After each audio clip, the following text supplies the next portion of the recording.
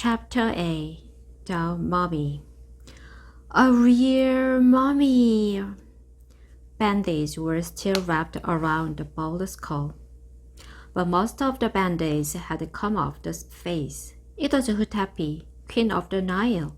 Her broken teeth were showing, her little wrinkled ears, her squashed nose, her withered flesh, her hollow eye sockets, plus the rotting band-aids on her body were coming off. You could see bones.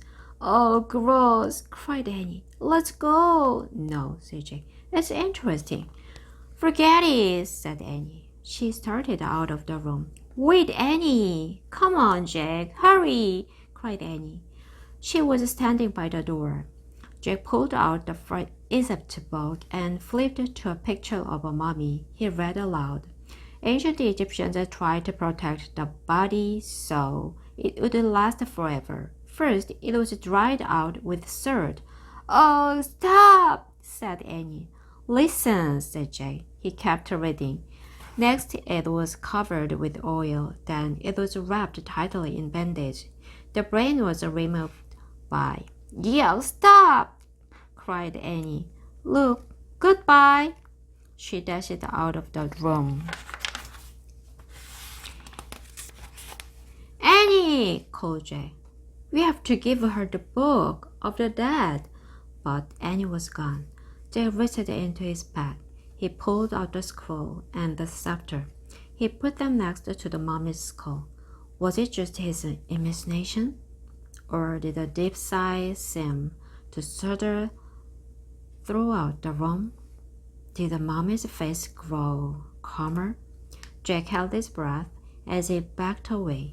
Out of the mummy room, out of the boat room, down the stairs. At the bottom of the stairs, he heaved his own sigh, a sigh of relief. He looked down the hallway. It was empty.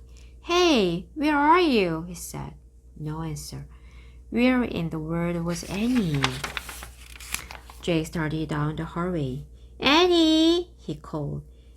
Had she run out of the pyramid? Was she already outside? Annie! Help, Jack!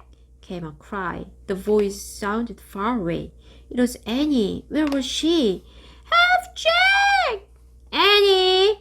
Jack started to run along the shadowy hallway. Help, Jack! Her cry seemed fainter. Jack stopped.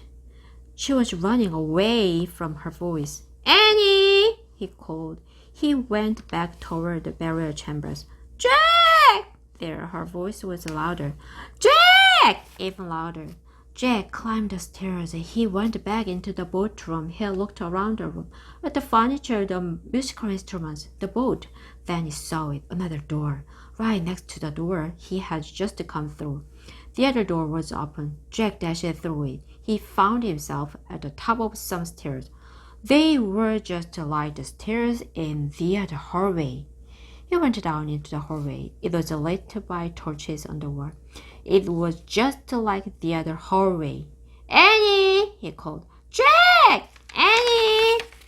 Jack! She was running through the hallway toward him. She crashed into him. I was lost, she cried. I think this is one of those first passages built to fool the tomb robbers, said Jack.